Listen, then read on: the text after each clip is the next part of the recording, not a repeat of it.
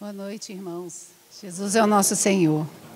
Seria muito bom que que os nossos jovens e adolescentes pudessem estar aqui. Acho que não deu, né, tempo de avisar, mas nós vamos compartilhar. Eu queria primeiro fazer uma oração pelos irmãos e por mim também. Senhor Jesus, Pai bendito, nós estamos aqui, todos. E o Senhor possa atravessar o nosso ser nessa noite, com o teu olhar que infunde a tua própria vida, mas também, Senhor, com esse olhar que queima, Senhor, dentro de nós tudo aquilo que não te pertence. Senhor, eu te louvo por essa casa, por essa localidade, por essa assembleia. Senhor, nós todos somos chamados pelo teu nome. Essa é a minha crença, a minha fé, de que todos aqui, Senhor, foram eleitos, predestinados para a plena filiação. Como filhos, nós te clamamos, Pai, vem nos ensinar. Senhor Jesus, Tu és o Mestre. Nós precisamos que o Senhor nos ensine, ministre sobre o nosso coração a Tua palavra nessa noite. Nenhum de nós venhamos a sair daqui sem ouvir o Teu doce falar. Ainda que seja uma exortação, nós sabemos que o Senhor é amor. E toda exortação que procede de Ti coopera para o nosso bem. Obrigada, obrigada, Senhor. Nós te devolvemos a Tua palavra, para que o Senhor possa fazer conforme a Tua vontade. Em nome de Jesus. Amém. Amados, eu estou aqui novamente, porque eu fui convocada pela liderança da localidade, para, junto com outros irmãos, compartilhar uma série de mensagens destinadas aos pais e, conseguinte, às famílias, né? E eu não tenho palavras para expressar o quanto eu me sinto honrada pelo Senhor por fazer parte dessa coletânea, dessa série, porque esse é um encargo que arde no meu coração já há muitos anos. Mas eu também não consigo expressar em palavras o temor e o tremor que eu tenho de estar aqui, de púlpito, compartilhando essa porção. Então, eu peço aos irmãos que, em espírito, né, nós possamos pedir ao Senhor que Ele mesmo venha falar conosco qual é a necessidade dEle nisso que está sendo falado. E que nós todos possamos nos desarmar e nos desembaraçar de tudo aquilo que possa impedir de que essa palavra chegue, alcance o mais profundo do nosso ser, nos liberte das cadeias, das correntes que têm nos prendido. Falar sobre educação de filhos, falar para pais não necessariamente começa sobre educação de filhos, porque falar para pais, primeiro, requer que nós entendamos qual é o nosso papel. Porque, como pais, nós vamos, consequentemente, ministrar uma educação para os nossos filhos no modelo dos pais que nós tivemos ou no modelo de pais que nós estejamos dispostos a ser. Então, primeiro a gente precisa entender qual é o papel do homem, qual é o papel da mulher, e não só um homem ou mulher comum, mas eleitos de Deus, para que assim a palavra nos sirva de espelho, para que nós possamos identificar em nós a razão pela qual a nossa sociedade é tão desequilibrada, desconecta do propósito de Deus e de Deus também. Então, essa não é uma palavra muito fácil. Por essa razão, eu disse que, de um lado, eu estou alegre por estar aqui e compartilhar, né, uma porção tão necessária para todos nós e que tem sido um bálsamo de cura para mim, enquanto mãe, e para tantos outros pais que eu acompanho. Mas essa é uma palavra que, antes dela ungir e curar, ela primeiro nos despedaça. Primeiro, essa palavra, ela vem dilacerar o nosso ser e expor as nossas entranhas publicamente. Por isso, é preciso que a gente, o tempo todo, se mantenha no espírito. Hoje, nós vamos abordar principalmente o papel do homem, porque o homem é o princípio da edificação, tanto da família nuclear, essa nossa família natural, quanto da família de Deus. Na próxima oportunidade, a palavra vai ser sobre o papel da mulher e aí, posteriormente, nós vamos falar efetivamente sobre a educação de filhos. O fato de a palavra hoje ser para os homens não significa que as mulheres, os jovens, como eu falei, os adolescentes e até mesmo as crianças que têm um nível de entendimento estejam dispensadas. Porque, irmãos, na palavra de Deus não há uma vírgula que não caiba perfeitamente para cada um de nós. Então, isso é independente do sexo, da raça, né, do nível social. Um jovem nunca vai saber que tipo de homem ele deve almejar e necessariamente ele precisará ser, principalmente no que diz respeito quando ele quiser formar família, se ele não souber, se ele jamais ouvir a respeito do papel do homem segundo Deus. Uma moça, quando ela for arrebatada por sentimentos por um rapaz, ela nunca vai saber identificar se aquele rapaz é um homem que está caminhando uma carreira ascensional com Cristo, se ela não souber hoje quais são as características do caráter desse homem segundo o coração de Deus. Uma mulher nunca vai poder criar um filho, um homem de Deus, se ela não souber quais são as características que ela tem que elaborar no caráter daquele menino, para que um dia ela devolva esse filho que é herança do Senhor, como herança do Senhor.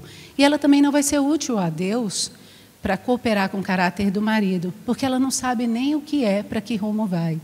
O que nós sabemos sobre a educação de filhos, ou sobre o papel do homem, naturalmente é aquilo que nós aprendemos na cultura. E cultura, irmãos, está longe de ser o propósito do Senhor. Então, essa palavra é para todos nós, sem exceção. O salmo que o Daniel leu no início, o Salmo 128, ele é considerado o salmo da família cristã. Mas quanto mais eu desfruto desse salmo, mais eu tenho a convicção de que esse salmo é o salmo para o homem cristão. É o salmo do homem que avança para uma vida de santidade e justiça diante de Deus. Por quê? Porque a narrativa do texto mostra claramente que o Espírito Santo ele está destinando, direcionando essas palavras ao homem. Veja lá no versículo 3. Tua esposa, dentro da tua casa. E depois fala sobre filhos. Então ele está falando sobre um homem que teme a Deus, um homem casado. Então esse salmo, ele deslinda o progresso da carreira de um homem que avança para a maturidade. Mas, sobretudo, é um salmo que, para o homem que deseja cooperar na edificação da família de Deus. Pois, como nós vamos ver ao longo da nossa investigação desses versículos, o final da carreira ascensional desse homem é a edificação da Israel de Deus, que é a igreja.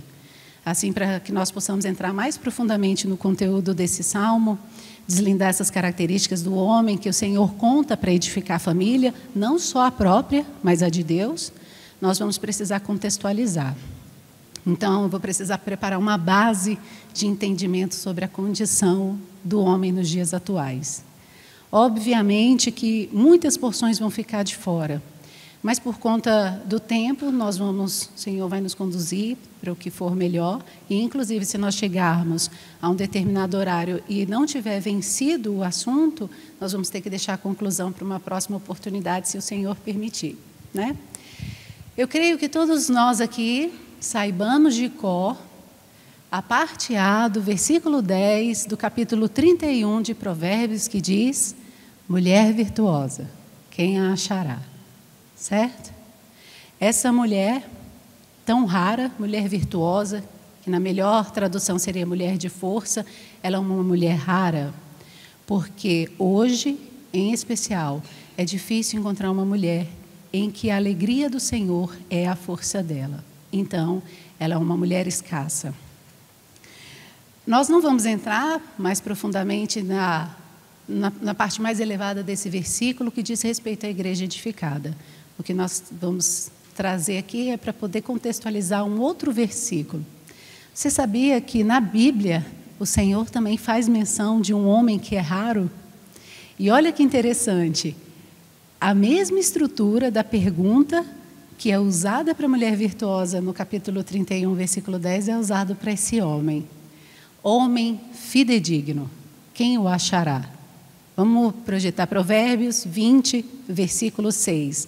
Hoje eu vou evitar declamar qualquer versículo, nós vamos ler com calma, porque é um assunto delicado e, como eu falei, eu estou num grande temor aqui. Muitos proclamam a sua própria benignidade, mas o homem fidedigno, quem o achará?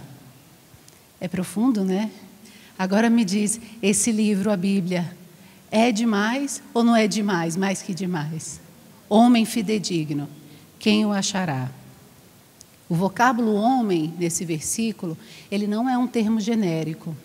Ele não é aquele termo para se referir a homem como se fosse um ser humano. É uma palavra hebraica, ish, que muitos de vocês já podem ter ouvido, né? Ele é um substantivo masculino, ou seja, ele é de fato um versículo voltado para os homens. E o vocábulo fidedigno, ele deriva da palavra aramaica amã, e ele significa fiel, confiável, estável, suportador, no sentido de oferecer suporte. E o mais lindo, o que guia com a mão direita. É lindo. Homem que guia com a mão direita, quem o achará?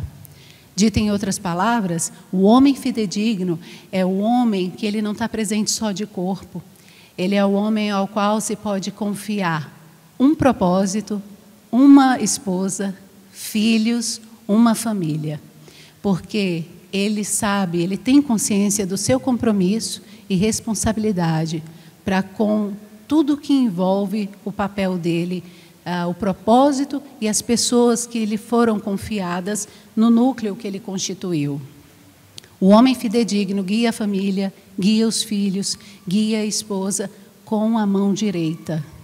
A mão direita, irmãos, não fala só de força e firmeza, ela também fala de direção. Então, esse homem raro é aquele que proporciona a estabilidade familiar. Esse homem raro é aquele que, na sua atuação na família, ele é uma espécie de centro gravitacional que não permite que as coisas entrem em caos, em desordem. A lei da gravidade, ela tem a função de manter isso aqui, ó, a mesa do jeitinho que está, o copo, tudo, porque se não fosse a gravidade, estava tudo sambando pelo ar. Então, esse é o homem fidedigno, que mantém as coisas em ordem, no lugar onde deve estar.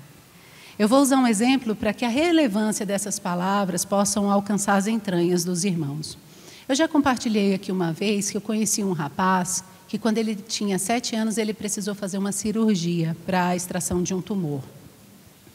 E ele disse que ele ficou com tanto medo, e os dias que antecediam a cirurgia, a mãe dele, quando ele ia falar com a mãe, estava com medo, a mãe tentava encorajar ele, a mãe falava com ele, palavras inúmeras. Mas ele confessou que até o dia da cirurgia, quando ele chegou no hospital, ele ainda estava confuso e com muito medo. Então, ele perguntou para o pai dele o que ia acontecer. O pai vira para ele e fala: meu filho, você vai entrar na sala de operação, vai deitar numa cama, o médico vai te dar um remédio, você vai dormir, ele vai tirar aquilo que está machucando a sua cabeça, você vai acordar, vai comer, vai voltar a dormir, depois de alguns dias nós vamos voltar para a nossa casa. E ele disse que quando o pai dele falou isso, tudo ficou certo. Ele entrou na sala de cirurgia, aconteceu exatamente como o pai disse que seria. Dias depois, eles estavam voltando para a casa deles. O que foi que aconteceu naquele momento, irmãos? O pai dele exerceu o seu papel. E a unção dessa fidelidade para com a comissão que o Senhor entregou a ele fez com que todos os pensamentos e emoções que estavam confusas na cabeça daquela criança, em desordem dentro daquele menino, encontrassem o seu centro. Todas elas foram estabilizadas. O falar de um homem fidedigno, ele é capaz de colocar a mente dos filhos, a mente da esposa em ordem, no centro, onde deve estar. Percebe? A mulher conforta. Essa é uma das nossas da unção, uma da parte da unção que nós temos. Mas um homem equilibrado, estável, ele equilibra toda a família. E antes de nós irmos mais fundo, eu queria fazer uma pergunta para que os irmãos não permitissem que a mente de vocês limitassem o acesso dessa palavra. O Senhor Jesus, na sua humanidade, e o próprio Deus, quando Ele falava com o homem no Velho Testamento, Ele sempre usou de perguntas para que o homem pudesse buscar, acessar os conteúdos reais que estão ali na mente e não deixasse ser levado pelas sutilezas da nossa mente, deturpada pela natureza maligna. Então eu pergunto e respondam diante do Senhor. Não precisa responder em voz alta nem para ninguém. Diante da descrição desse homem fidedigno, raro, um homem que é presente, um homem que é suportador, um homem que proporciona estabilidade da direção à família, essa é a descrição da grande maioria dos homens de hoje? E eu não me refiro ao homem mundano. A amostra dessa pergunta são homens cristãos que têm acesso à palavra. O que nós temos em maior quantidade? Homens fidedignos ou homens neutros, que se distanciam tanto emocionalmente quanto de maneira prática, seja dos problemas, seja do dia a dia, da família, da esposa, dos filhos, dos conflitos familiares.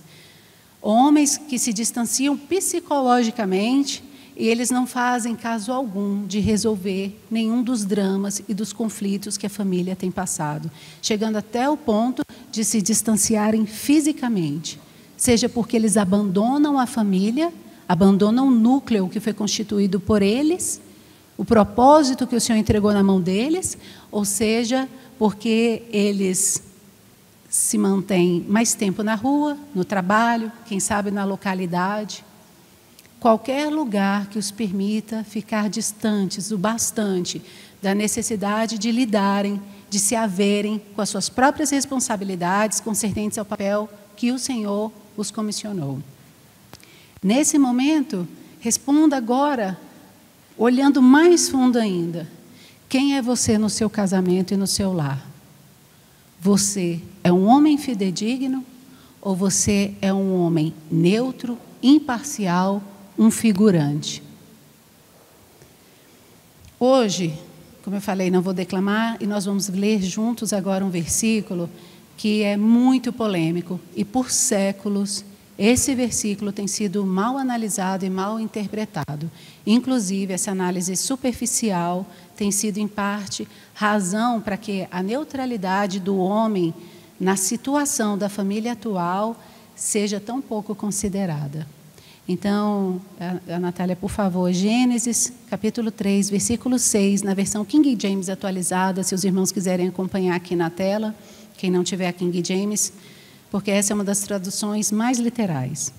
Quando a mulher observou que a árvore realmente parecia agradável ao paladar, muito atraente aos olhos e, além de tudo, desejável para dela se obter sagacidade, tomou do seu fruto, comeu e o deu a seu marido, que estava em sua companhia, e ele igualmente comeu.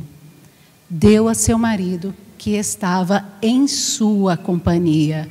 Nas versões VFL, NVT, a Reina Valera 2015 e outras apresentam a mesma tradução, destacando a presença do homem no momento em que a mulher e a serpente desenrolavam aquele diálogo que precipitaria toda a humanidade à morte. Veja, um homem na companhia da sua mulher, assistindo ela e a serpente, trocando palavras que dirigiam o casal cada vez mais perto de um grande desastre familiar. E ele não disse e não fez absolutamente nada. Neutro, imparcial, um figurante. Claro, hoje nós não vamos falar sobre o papel da mulher, porque essa porção nós vamos estar reservada para o próximo compartilhar, e se o Senhor permitir. Mas é importante ressaltar que a neutralidade de Adão não exime a precipitação de Eva. Todavia, é preciso compreender que o destino dessa família poderia ter sido outro se o homem tivesse se posicionado em relação àquela situação como a mão direita que conduz, como um homem fidedigno. Amados irmãos, nós estamos assistindo e nós estamos participando, fazendo parte de um caos social, o reflexo de uma disruptura nos papéis, que cada um, papel, disruptura familiar, concernente aos papéis de homens e mulheres dentro da família, algo que foi originado ainda no Éden. Homem e mulher, ambos responsáveis pelo pecado original, uma por precipitação, o outro por omissão. Ambos responsáveis, sim, porque se o homem acha que é menos responsável pela situação da família, utilizando escusas como o trabalho, como a falta de habilidade ou tato, ou até uma falta de conhecimento, um conhecimento insuficiente da palavra, isso não o fará menos responsável naquele dia. Aliás, o juízo de Deus hoje já está operando sobre nós, porque a palavra garante que, como um Pai Supremo, Deus começa o seu juízo pelos da sua casa, que é a igreja. E esse é um exemplo para todos nós, especialmente para os homens. Noé foi um homem que julgou a sua própria casa. E esse julgamento começou a partir da sua própria pessoa. Ou seja, ele se posicionou diante de Deus, ele se posicionou diante dos homens, e assim ele foi um exemplo para a família dele. Foi por essa razão que Noé foi capaz de dar direção à sua família, e ele salvou a si mesmo e toda a sua casa em meio a uma sociedade totalmente degradada. O nome Noé significa descanso. E olha que lindo. Isso significa que quando o Senhor encontra um homem que assume o seu papel diante dele, que assume as responsabilidades que lhe foram confiadas como marido, como um pai, como um chefe de família, então Deus encontra um lugar de descanso na terra. E por que descanso, irmãos? Porque na falta de homens dentro dos lares cristãos, o Senhor tem sido o marido de muitas mulheres e o pai de muitos filhos abandonados à sua própria sorte. O Senhor tem tido de assumir a direção dessas pessoas porque faltam homens adequados dentro dos lares cristãos, direcionando as suas famílias. E a direção é, sem dúvida, uma das características distintivas do papel do homem em relação ao papel da mulher no seio familiar. Uma série de estudos de alta confiabilidade, eles vêm mostrando que o cérebro humano ele tem distinções sexuais, ou seja, distinções neuroanatômicas e neurofisiológicas, que seriam estrutura e função. E o intuito aqui, obviamente, não é pormenorizar o assunto científico, mas é utilizar essa informação para que, mais uma vez, nós possamos exaltar a perfeição do Senhor na criação do homem e da mulher. Nós sabemos que essas diferenças na fisiologia do homem e da mulher não têm o intuito de qualificar um e desqualificar o outro, mas elas objetivam expressar a multiforme sabedoria do ser de Deus, porque o homem sozinho, o homem sexo masculino, é incapaz de expressar o nosso Deus. Então, somente nos papéis que exercem o homem e a mulher, nós podemos ter um vislumbre dos imensuráveis atributos do ser de Deus. Então, nós vamos tomar a visão humana como exemplo para que a gente possa avultar a excelência do propósito divino. No cérebro, a visão do homem e da mulher, ela se processa de maneira diferente. Então, o homem, ele possui uma visão espacial mais acurada. Ou seja, trata-se dessa capacidade dele enxergar generalizado, desprezando detalhes, mas focando no alvo. Então, falando visoespacialmente falando, seria uma visão mais estreita e longitudinal, entende? Então, a mulher, ela tem uma visão periférica mais aguçada. Então, a mulher tem a capacidade de enxergar detalhes e ocorrências laterais que o homem já não consegue com tanta facilidade. E essa visão da mulher seria, então, mais larga e mais curta. Entende?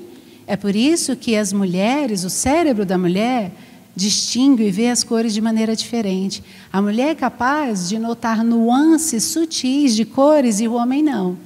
E aí, de repente, você chega, você gostou dessa blusa? E o homem vai falar, não é igual àquela, da mesma cor? Não, essa é um tom, não sei o quê, não sei das quantas, num degradê. É porque ele não enxerga, mas nós enxergamos. Agora, olha que coisa fantástica. Perceba que essas funções, essas diferenças, na verdade, essas especificidades neurofisiológicas masculinas favorecem o papel do homem em dar direção para a sua casa, estreito e longe. Já essas funções neurofisiológicas femininas, elas favorecem o papel da mulher no cuidado de pessoas, em detalhes. Homem e mulher são igualmente responsáveis pelas pessoas da sua família, mas, enquanto a mulher é responsável pelo cuidado dessas pessoas, o que requer dela um nível significativo de empatia, o homem precisa dar direção a essas pessoas, o que requer dele um posicionamento assertivo, uma posição adequada. Então, para que homem e mulher possam executar o seu papel, eles vão depender da justa cooperação um do outro, a fim de que eles executem o governo que o Senhor entregou nas mãos de ambos. Lá em Gênesis 1:28, na versão NVT, a narrativa mais clara. Lá fica muito óbvio, Deus entregou o governo da terra ao homem e à mulher. Então, Deus os abençoou e disse, sejam férteis e multipliquem-se. Encham e governem a terra, dominem sobre os peixes do mar, sobre as aves do céu e sobre todos os animais que rastejam pelo chão. Isso o Senhor ordenou antes da queda. Mas depois da queda, a ordem mudou? Não, não mudou. O que foi acrescentado à ordem divina sobre o governo foi a discriminação dos papéis, conforme se lê lá em Gênesis 3, os versículos 16 e 17, onde o Senhor conecta o papel das mulheres às pessoas, filho e marido, e conecta o papel do marido, do homem, ao sustento e à direção dessas pessoas. E aí eu pergunto, existe diferença que qualifique o homem e que desqualifique a mulher? E para isso, para responder essa pergunta, eu quero ler a nota de rodapé da King James atualizada, referente ao versículo de Gênesis 1:27, diz assim, o 1:27 da Almeida. Criou Deus, pois, o homem à sua imagem, a imagem de Deus o criou, homem e mulher os criou. Diz os eruditos da King James atualizada. O texto bíblico enfatiza aqui o ato especial e magnífico de Deus na criação do homem e da mulher, repetindo 3 vezes a expressão bara, criar a partir do nada. Homem e mulher são criados com a mesma imago Dei, ou seja, imagem de Deus, e devem juntos, que é o significado literal hebraico de dominem eles, juntos participar das bênçãos que lhes são oferecidas pelo Senhor. A única diferença evidenciada é quanto às características distintivas da sexualidade de cada um, macho e fêmea. E Paulo também responde sobre essa questão lá em Gálatas 3, versículo 26 ao 29. Pois todos vós sois filhos de Deus mediante a fé em Cristo Jesus, porque todos quanto fostes batizados em Cristo, de Cristo vos revestiste. De Sarte não pode haver judeu nem grego, nem escravo nem liberto, nem homem, nem mulher, porque todos vós sois um em Cristo Jesus. E se sois de Cristo, também sois descendentes de Abraão e herdeiros segundo a promessa. Então, amados, a exceção da especificidade de funções definidas pelo sexo, para cumprimento dos papéis, não existe distinção de valor entre homem e mulher. Nós somos iguais e nós podemos igualmente nos achegar diante de Deus, nós podemos igualmente nos dispor a esse Deus, sermos úteis a Ele no cumprimento do propósito que Ele nos comissionou, a cada um de nós. E assim como é impossível que o homem prospere na execução do seu papel sem a cooperação da mulher, a mulher igualmente necessita da cooperação do homem para cumprir o seu. Porque o governo da terra, o que inclui a família, foi confiado a ambos. A mulher que deseja governar sozinha, olha que coisa, com um cérebro que enxerga muitos detalhes, ou seja, tem uma percepção mais aguçada visualmente, ela vai sofrer a pressão do volume e da urgência de todas as coisas que ela observa. E aí, sabe o que acontece? Sem uma direção, ela vai sucumbir. Certa vez o meu tio estava arando próximo a um barranco de um rio. Ele estava com um trator. Ele não percebeu o limiar do barranco e despencou numa faixa do rio em que a água não tinha nem 5 centímetros de altura. Só que o trator caiu de modo que a cabeça dele ficou pressionada contra o leito do rio, naqueles 5 centímetros. Então, até que removessem o trator de cima dele, foi necessário que uma pessoa ficasse sustentando o nariz dele fora daqueles 5 centímetros de água, para que ele não morresse sufocado. A mulher pode até ser mais perceptiva, mas sem um direcionamento, ela pode sucumbir com o volume de observações que ela faz. A percepção da mulher pode sufocar ela. Isso significa que no lar, a mulher está muito mais atenta a várias ocorrências e assuntos, mas sem a direção de um homem fidedigno, ela pode se sufocar e sufocar os demais. Mas já o homem pode até ter capacidade de dar direção à família, mas olhando só no horizonte, focado só no alvo. Ele pode tropeçar em detalhes, ele pode tropeçar em pessoas, ele pode tropeçar na mulher e tropeçar nos filhos. E um tropeção numa pedra é possível causar um traumatismo crânioencefálico. Em outras palavras, o marido pode até saber onde levar a família, mas se ele não considerar as percepções da esposa, ele vai pisotear os filhos e a esposa. Então, o caminho é juntos, a justa cooperação. Marido e mulher, em comunhão, devem tratar as questões familiares. Por vezes, o homem vai apresentar só uma questão e a mulher 4, 5. Então, o que se deve fazer? Juntos, eles devem apresentar aquelas questões ao Senhor. Eles devem se achegar ao Senhor e perguntar ao Senhor qual é o caminho que eles devem andar. O Senhor vai orientar sobre quais são os assuntos relevantes para que, naquele momento, os assuntos que devem ser descartados e os assuntos que vão ser pausados. Governem e dominem, homem e mulher, juntos, diante do Senhor. Sobre esse assunto, eu gostaria de fazer um parêntese muito importante para as irmãs no que concerne ao nosso papel.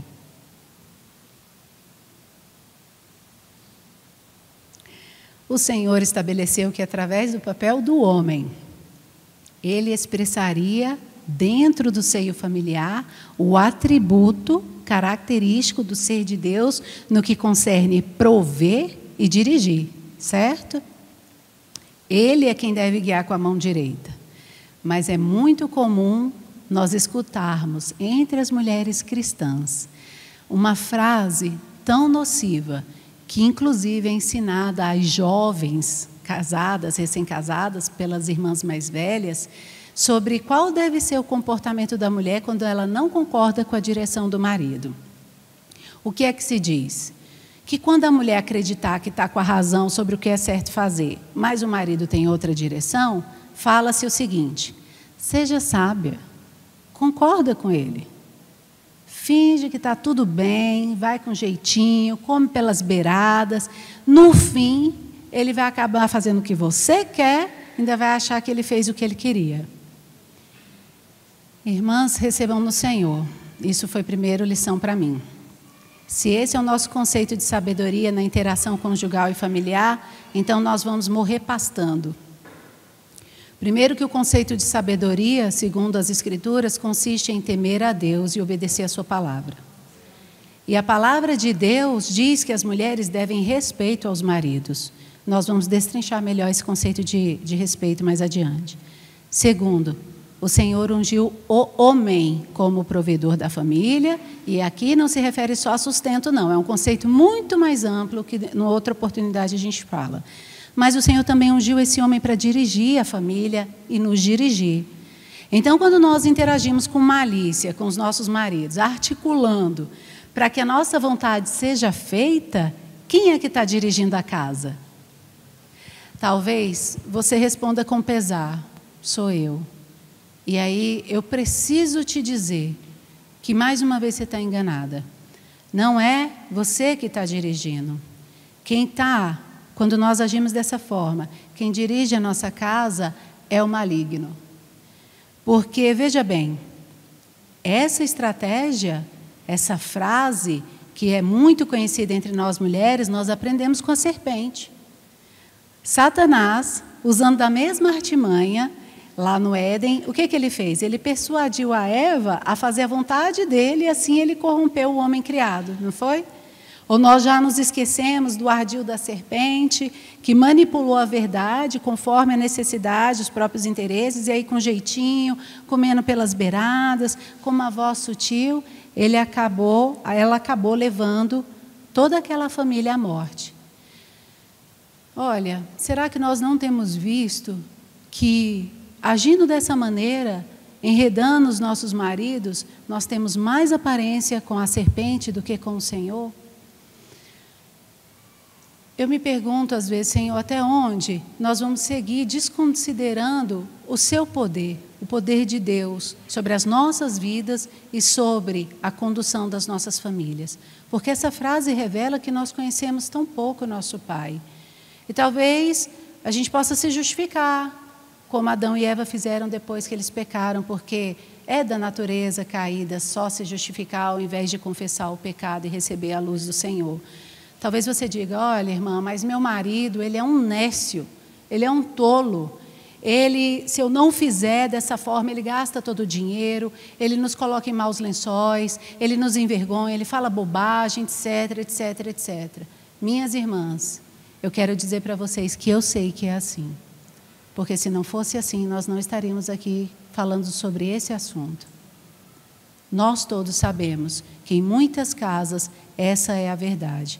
Eu atendo famílias e casais que estão em situação execrável e, na grande maioria, a raiz do problema é a falta de um homem fidedigno dentro do lar, um homem provedor, um homem sustentador, um homem que guia com a mão direita.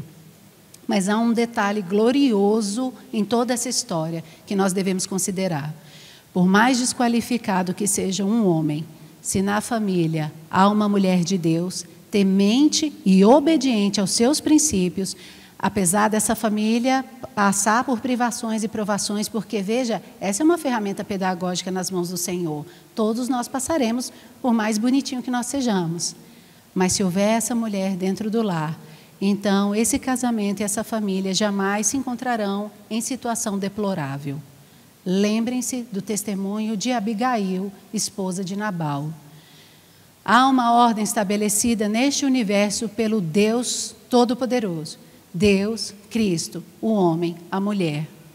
Quando a mulher obedece a esse princípio e por submissão ao Senhor, ela respeita o marido, então ela vai e se posiciona na ordem estabelecida por Deus e ela cumpre o requisito para receber da parte de Deus a autoridade espiritual para romper, para bloquear, subjugar o poder das trevas.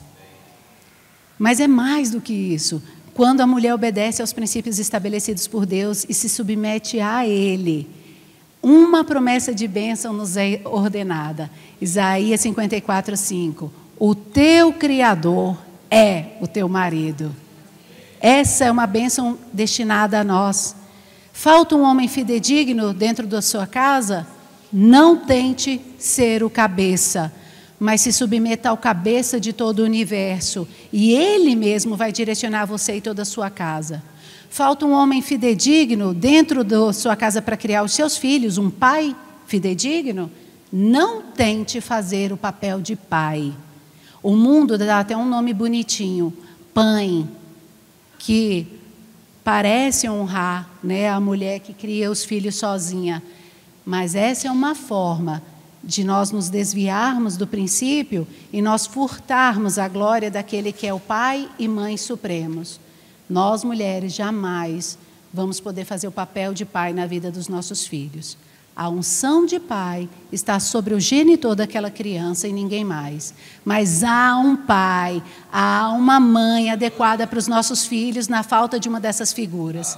Se você é pai solteiro, não tente fazer o papel de mãe, mas introduza a mãe celestial. Quantas vezes o Senhor na palavra vem se revelar como uma mãe, como uma galinha, como uma águia que cuida dos seus filhotes. Lê lá Isaías 49, Deuteronômio 32, o Salmo 118, fica tão claro o papel de mãe do Senhor.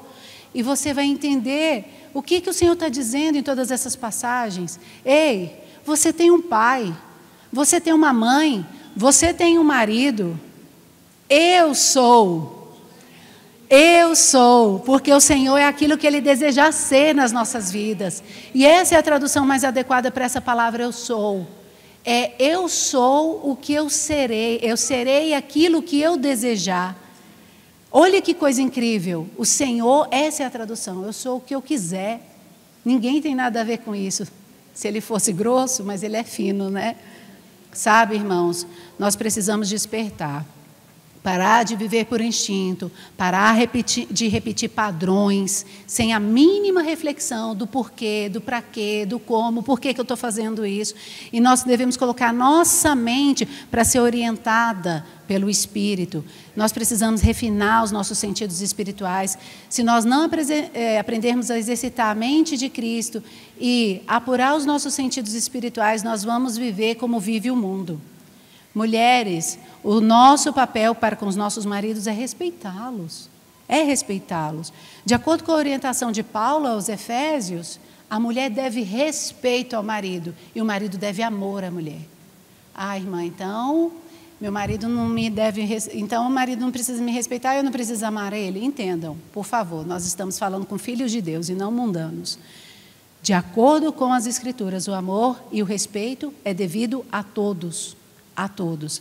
Mas Paulo fez esse destaque porque naquela época era muito comum, assim como é hoje, as mulheres desrespeitarem seus maridos. Assim como também naquela época era muito comum, como é hoje, que os homens tratassem as esposas com amargura, ao invés de amá-las com amor sacrificial, um amor ágape, assim como Cristo amou e ama a sua igreja.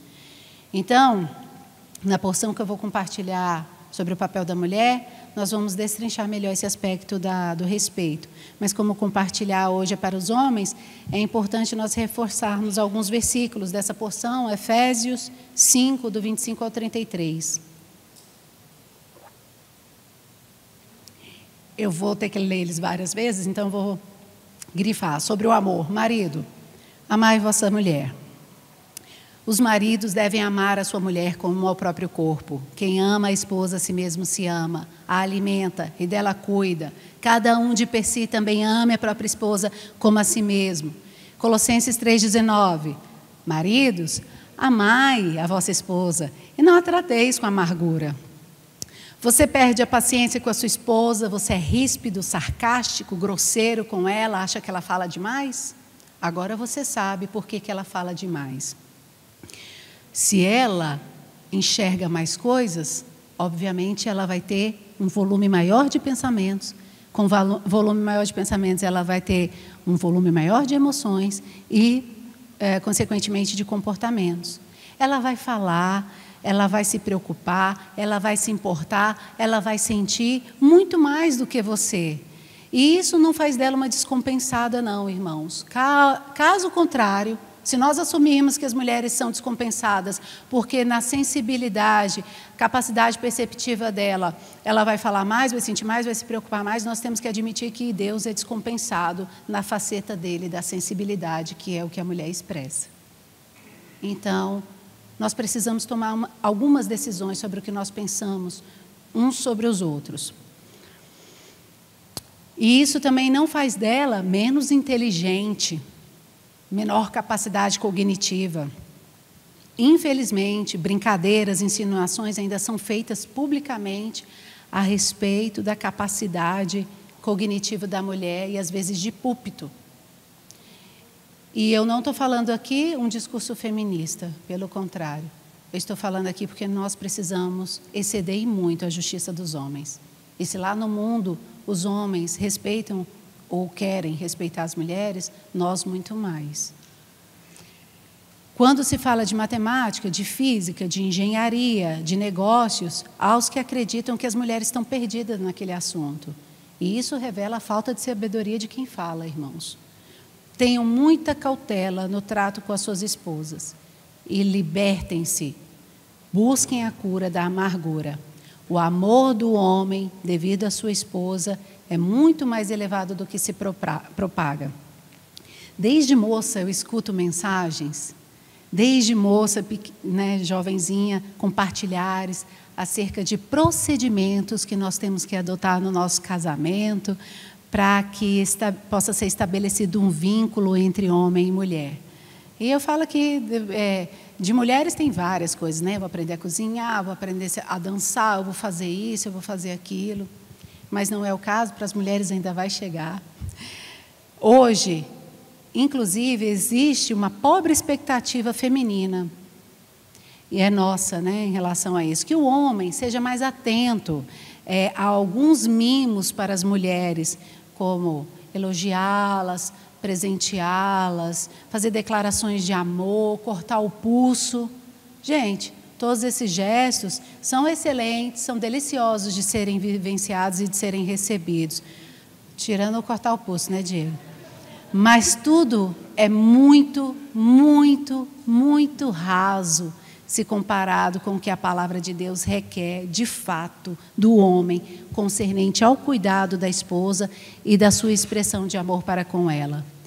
Enquanto nós, mulheres, estamos fazendo guerra fria com os nossos cônjuges, murmurando porque eles não são modelo do homem romântico criado pela Disney, por Hollywood, pelos influencers, se é que podemos dizer assim, do século XVIII e XIX, que desenvolveram esse conceito de amor romântico. Enquanto nós estamos aí lutando por isso, nós não passamos de garotinhas que ainda não se atentaram para a seriedade do compromisso, do matrimônio, mas principalmente do compromisso dos nossos maridos para conosco. Logo, nós não temos consciência do nosso dever para com eles, porque para que eles cumpram seu papel cabal para conosco, nós precisamos nos comportar como mulheres maduras, que colocam o joelho no chão e oram, intercedem para que eles consigam fazer aquilo que só Cristo na vida deles é capaz. Mas nós queremos receber um bombom. Senhor Jesus, veja o que diz aqui, ó, no versículo 26 e 27 dessa passagem de Efésios. Maridos, amai a vossa mulher como também Cristo amou a igreja e a si mesmo se entregou por ela, para que a santificasse, tendo-a purificado por meio da lavagem de água pela palavra, para apresentar a si mesmo igreja gloriosa, sem mácula, sem ruga, nem coisa semelhante, porém santa e sem defeito. Homens, vocês têm um dever para com o Senhor de amar as suas mulheres, e esse amor é expresso não como uma caixa de bombom. Não estou dizendo que não deva, mas veja, esse amor é expresso pelo labor de vocês diante do Senhor, na palavra, para que vocês possam santificar, purificar as suas esposas por meio dessa palavra. Naquele dia, o Senhor vai mensurar o seu desempenho como marido quando a sua mulher for apresentada diante dele. Se ela vai se apresentar santa ou se ela vai se apresentar cheia de ruga e de mácula. Viu como é elevado, irmãos? Que homem é que pode alcançar esse nível? Misericórdia, eu fico pensando, ainda bem que eu não sou homem nesse momento. Não há nenhum homem, eu sei que os irmãos aqui são preciosos e se esmeram e querem avançar, mas assim como não há nenhuma mulher que possa alcançar a necessidade de vocês, vocês não podem alcançar essas necessidades e nem cumprir esse propósito diante do Senhor. Só há um homem pronto para edificar a casa de Deus. Só há um homem que pode edificar uma mulher. Só há um homem que pode edificar filhos. O seu nome é Jesus. o Filho de Deus. É Ele. Percebe que nós vamos rodar sobre muitos assuntos, falar sobre muitas coisas, mas tudo vai convergir, tudo vai ser encabeçado por esse homem. Somente Cristo pode ser tudo em nós, tudo aquilo que nós necessitamos. Somente o novo homem, Jesus, ele corresponde ao tipo de homem adequado, capaz de satisfazer a necessidade do Pai, de edificar a família para si e de edificar a família de Deus. E aí seria nesse momento, depois de ter contextualizado, que eu ia entrar no Salmo 128, para falar sobre o caráter do homem, mas eu já previa que a gente não ia conseguir. Então, eu espero no Senhor que nós tenhamos oportunidade de concluir o assunto, que a parte doce vem depois, só foi o amassar da massa, né? Mas nós vamos concluir em breve. Eu creio uma coisa, irmãos, no Senhor. Recebam no Senhor, não como Ellen, no Senhor. É uma bênção da igreja e em nome de Jesus. E eu não retrocedo em nada do que eu falar aqui agora. O homem que ouvir essas palavras e buscar uma visão mais ampla sobre esse assunto, ele jamais será apenas mais um na multidão. Mas ele vai ser um lugar de descanso para Deus, um lugar de descanso para a esposa dele, para os filhos dele, mas ele também vai encontrar um lugar de descanso para a alma dele. Homens, vocês foram chamados para exercer um papel que foi especialmente pensado para vocês. Um papel glorioso dentro de uma história de romance e de amor verdadeira e autêntica. Um papel em que vocês podem expressar o ser de Deus enquanto provedor, sustentador e o guia das suas esposas, dos seus filhos, da sua família. Por isso, se vocês aceitam uma sugestão em Cristo, eu sugiro que vocês não se conformem com o papel de figurante numa história em que o protagonista maior já te convidou para você ser o coadjuvante. Que o Senhor Jesus abençoe cada um de vocês. Amém.